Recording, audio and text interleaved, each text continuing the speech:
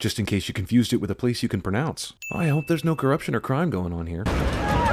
Fuck. This military compound has a wide open gate you can just go through with no problem. Alright, I'll bite. I've never seen this movie before, but I'm gonna go ahead and guess that the dude in the chair with the towel over his head is either Arnold, Bruce Willis, or some other rando 80s action star I quit carrying about 15 years ago. Motorcycles always go perfectly straight after you wind them up and send them off without a rider. Also, super trained military dude with tons of weapons at his disposal believes this highly improbable idea is his best option. Also, these loose boards lying around on top of the roof sure came in handy, didn't they? Who the f are these guys? Why are they all here pointing guns at nothing? Also, I thought the Expendables killed everything when they entered the village and poured salt into the ground so nothing would ever grow again. Surprise dudes are a surprise. Jet Li is addicted to skulls. Our defense isn't working. Send in the knife army. In a scene where Yin Yang beat up a bunch of people and never took his gun out once, this gun runs out of bullets after one measly shot. Which is fine because all these guys brought knives to a pan fight. Has this guy just been thinking about ramping up the torture this whole time? And while the compound is getting assaulted by Expendables?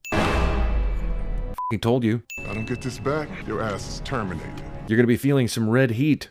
I will jingle all the way on your balls, Junior.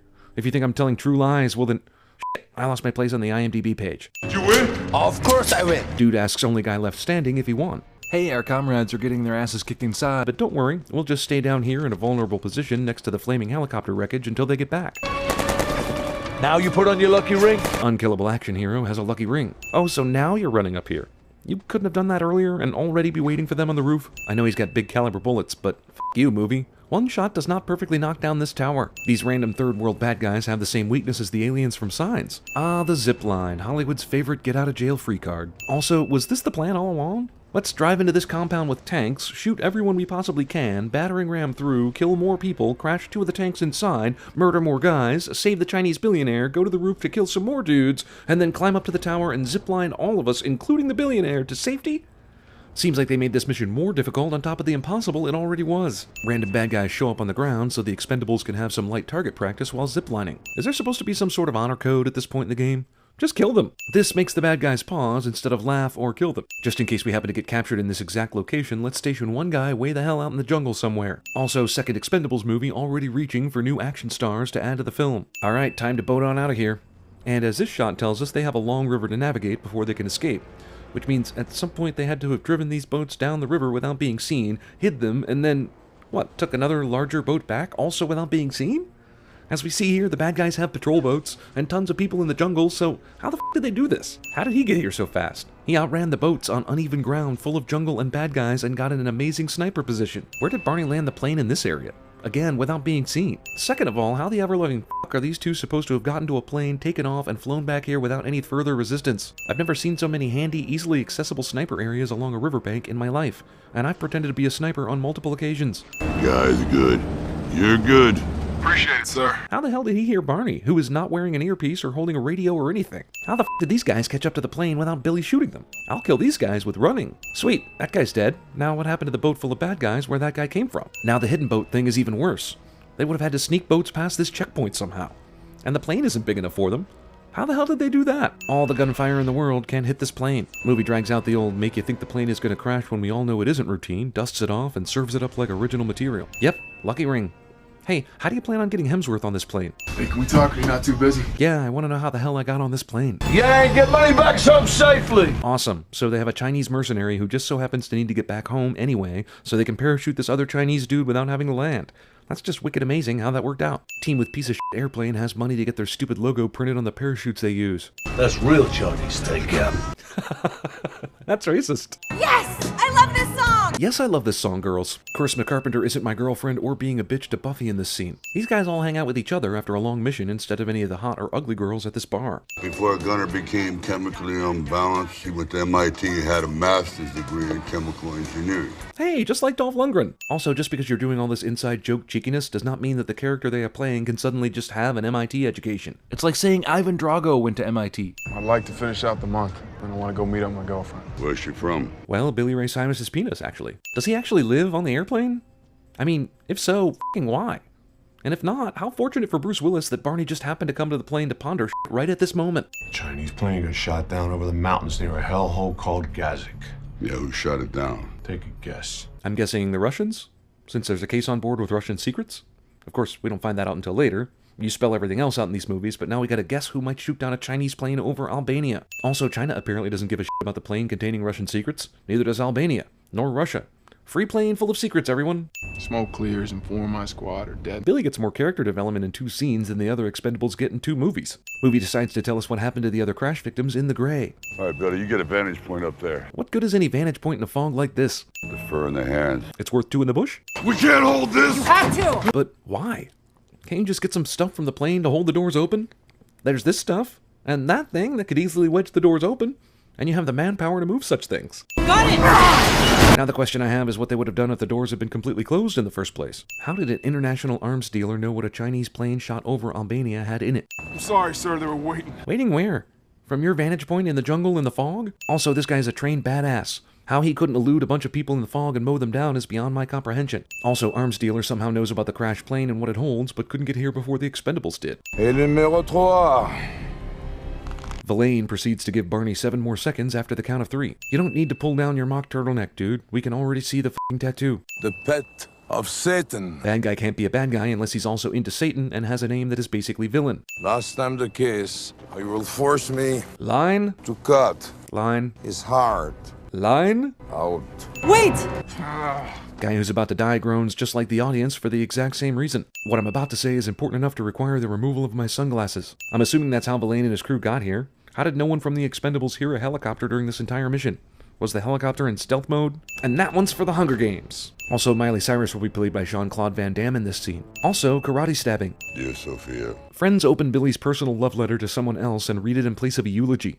Because assholes. why is it that one of us who wants to live the most, who deserves to live the most, dies? Because he's not a world-renowned action hero from the 80s. Wait, Villain already knows about the mine? And has already been looking for the plutonium? Does Putin know about this?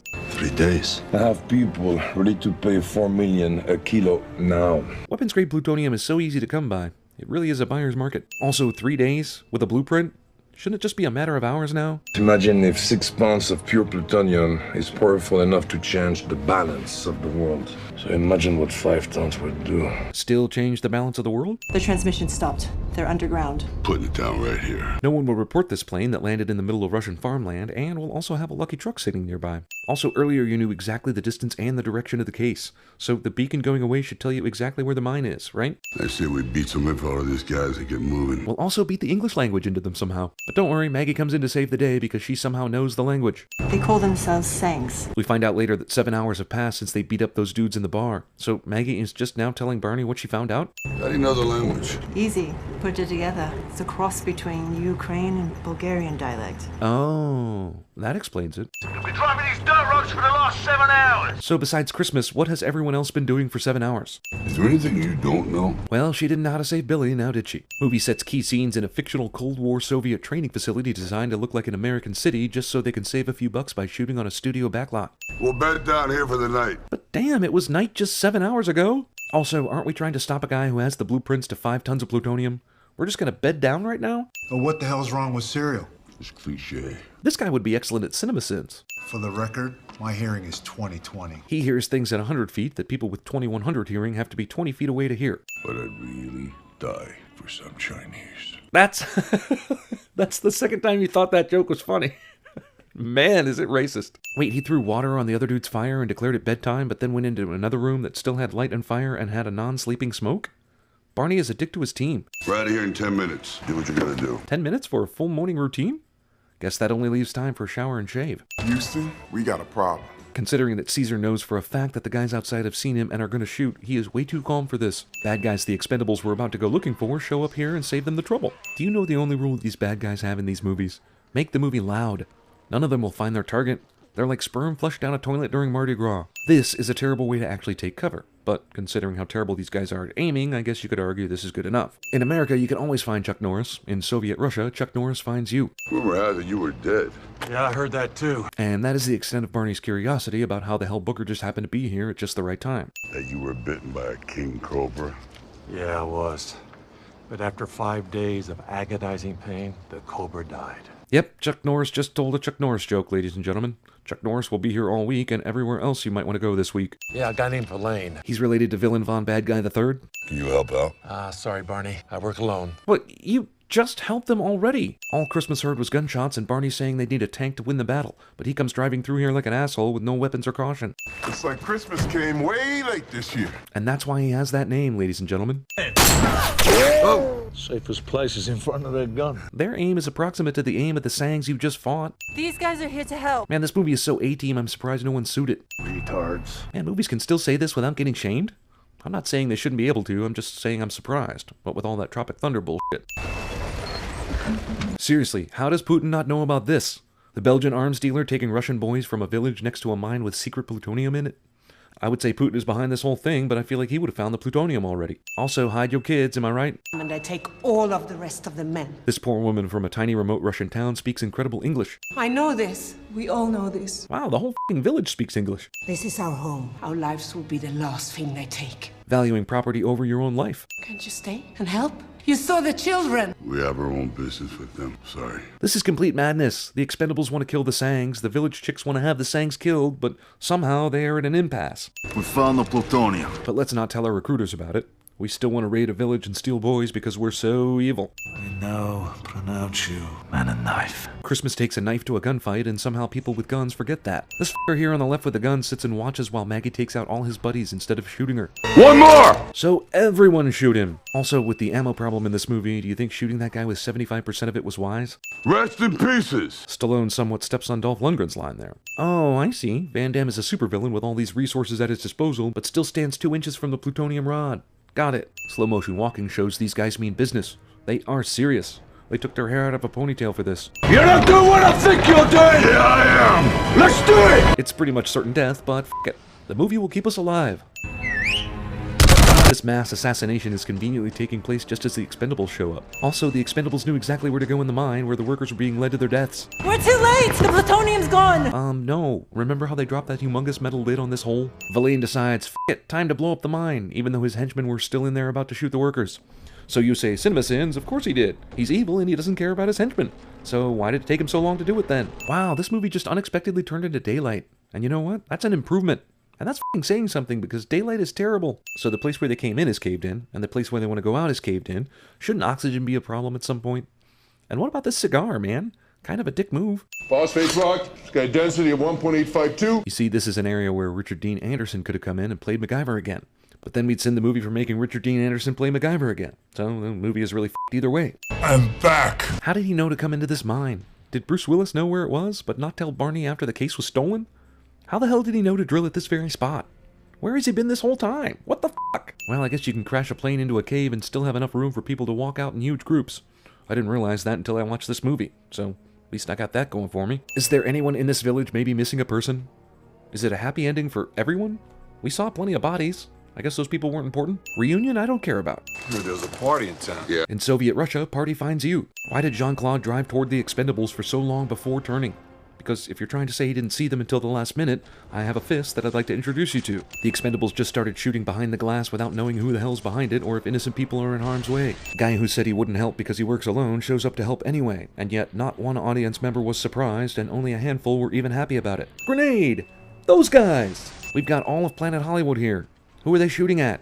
Who cares? They have guns and they're shooting together. That's all that matters. B-roll! Footage! I'm almost out. I'll be back. You've been back enough. I'll be back. Yippee-ki-yay. This movie thinks if it winks at you enough, you'll forget how ugly it is. I'm pretty sure most of these guys have already died once or twice in this movie. Seriously, how many henchmen could Verlaine have after Chuck Norris killed 80% of them and the Expendables killed another 75%? Don't try and do the math, just answer me. Who is next? Rambo? This movie is 35% inside jokes. I think Verlaine recruited everyone at the airport to be henchmen, but that scene got cut. Evil henchman with serious radiation poisoning easily beats up Christmas. Knife-loving Christmas runs out of knives and or chooses to use brass knuckles against a huge knife. Not that I'm worried for his safety, just, you know, common sense is safety. That door opens up and I don't come out, and he does, you kill him. If it's going to be that easy for her to kill him, don't you want her to come with you and help? You want to kill me like a man? For the sake of this movie having a Bloodsport versus Rambo throwdown, Barney throws out the common sense for ego. I would have actually taken 50 cents off if Stallone had just shot Van Damme right here, even if it would sort of be stealing from Raiders of the Lost Ark. I realize this makes for a better movie finale, but Jesus, in real life this is over in 2 seconds when Barney shoots the unarmed bad guy. The end. But whatever, bro's got a bro. You know who could kick Van Damme's ass faster than this? Jet Li. Hero gets himself wrapped up in a chain-based chokehold during the finale cliché. Villain who hasn't won as fast as he hopes reverts to using a weapon despite the bro code hand-to-hand combat agreement cliché. Ironic. Here we are, you and I, and your knife. That sounds like something that should go in the Alanis Morissette song. What was his name? How did you call him? Villain unnecessarily taunts Hero about dead fallen comrade, providing the hero just enough rage to win the day. Well, where's the proof? Yay for the good guys? You killed all my business. Well, you weren't doing a good enough job anyway. I think those guys multiplied every time you killed 10 of them.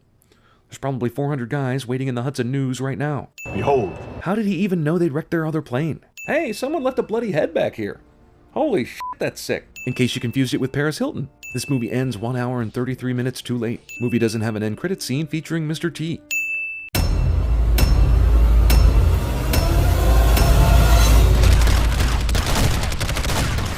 Rest in pieces.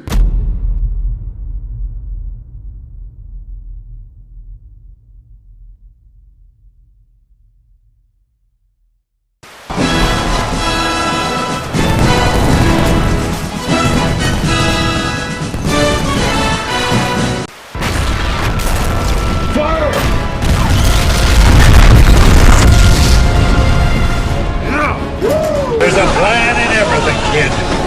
And I love it when a plan comes together. By the power of Grayskull. Hey guys, you ready to let the dogs out? Who let the dogs out? Who let the dogs out? Turn around, sheep. I'm trying real hard to be the shepherd. His name was Billy. Oh, Billy. I'm sorry, sir. It's not your fault. Don't fuck with me, all right? Don't fuck with me, Sean, not you.